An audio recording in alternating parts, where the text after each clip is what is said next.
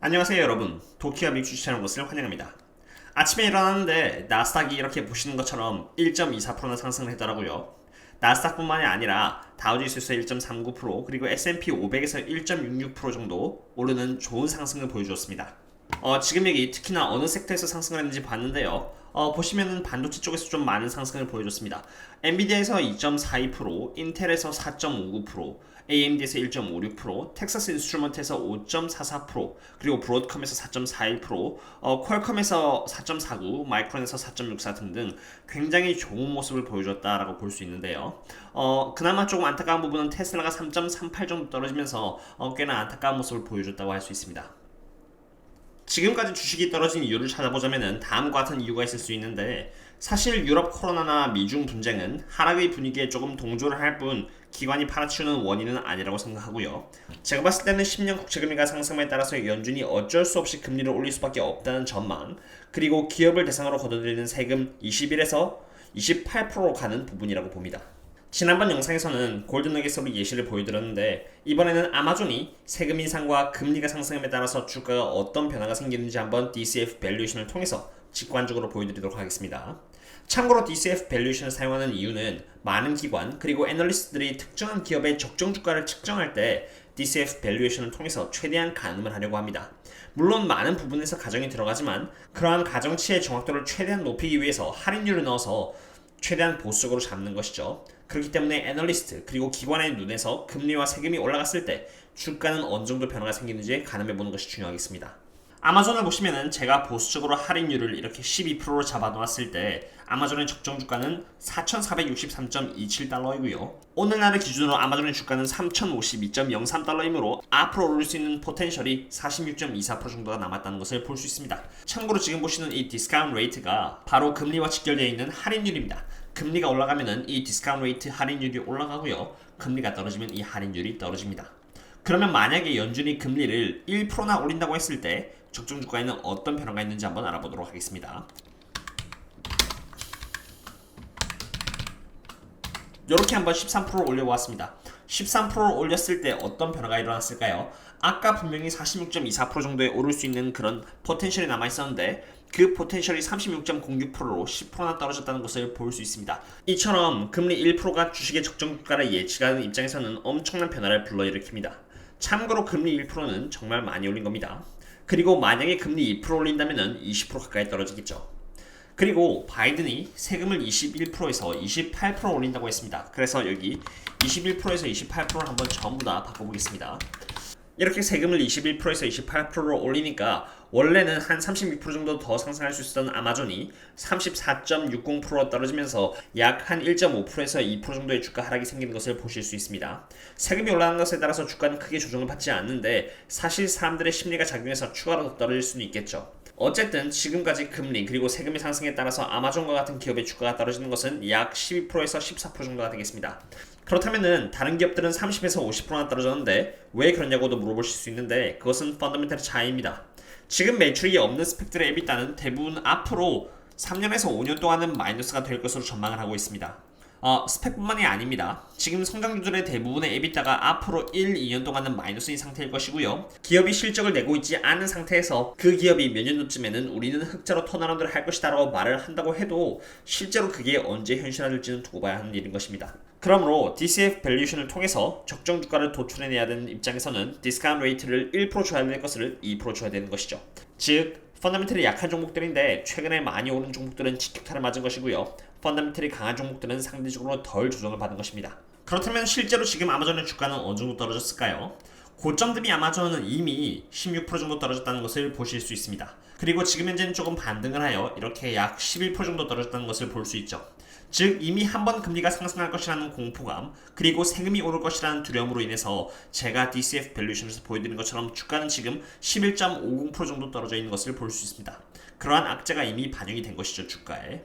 그렇다면 앞으로는 어떨까요? 악재가 반영이 됐으면 다시 주가는 올라갈 수 있는 것입니다. 왜냐면은 특히나 아마존이라는 기업은 실적을 내고 있는 기업이기 때문입니다. 에비타는 꾸준히 상승을 할 것입니다. 예를 들어서 아마존의 특정한 기업과 파트너십 또는 사람들이 아마존을 더 많이 이용함에 따라서 실적이 상승했다고 쳐서 2021년에 에비타가 64에서 65로 바뀌었다고 봅시다.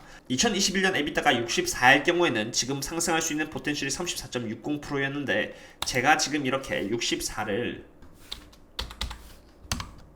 이렇게 65로 바꿔준다면 37%로 상승한 것을 보실 수 있습니다.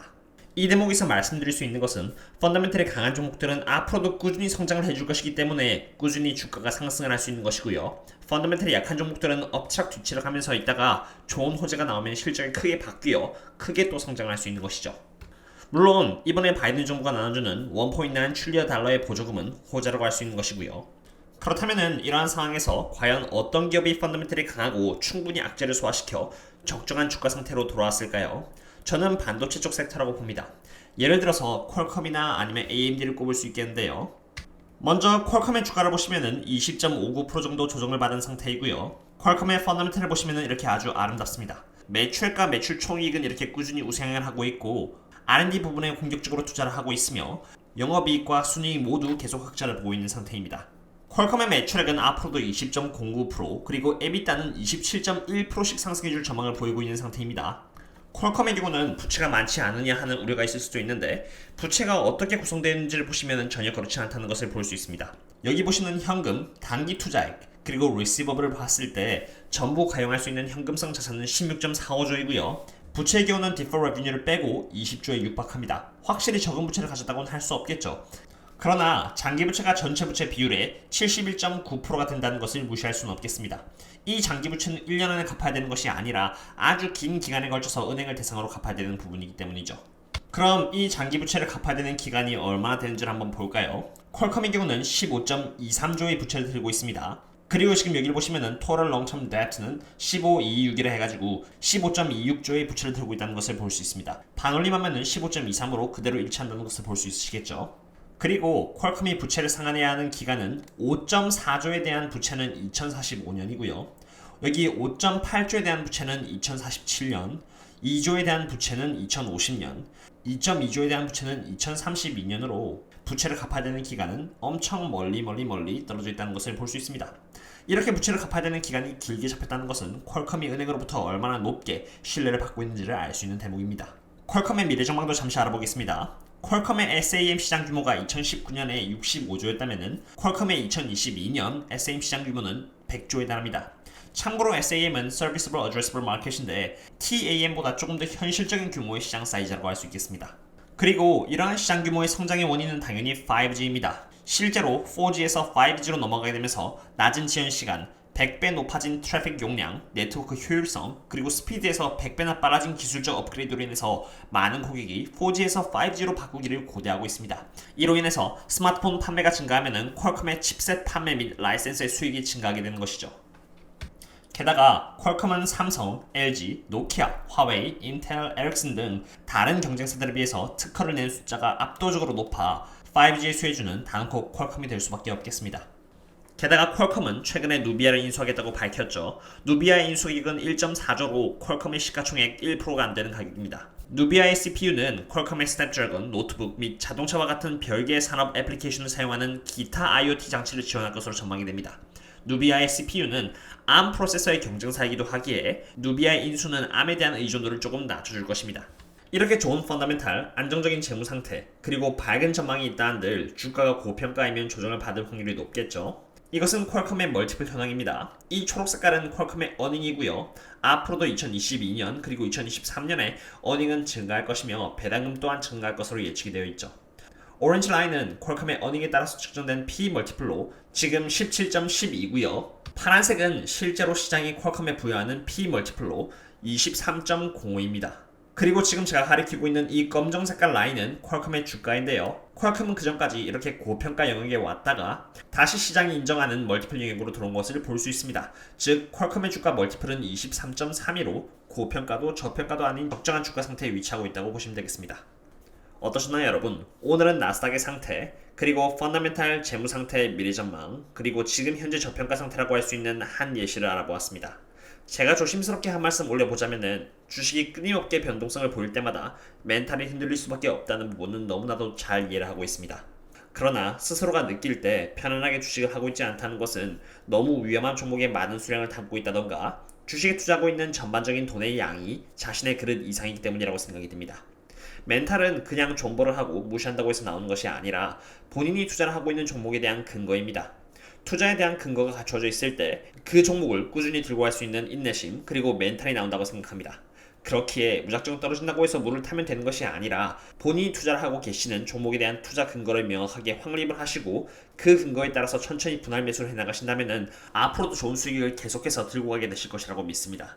단기간에 1억을 벌더라도 인생은 바뀌지 않으니까요. 제 영상을 시청해주셔서 감사드리며 다음에 또 다른 기업 분석과 함께 찾아뵙도록 하겠습니다. 그럼 또 다음에 만나요. See you later.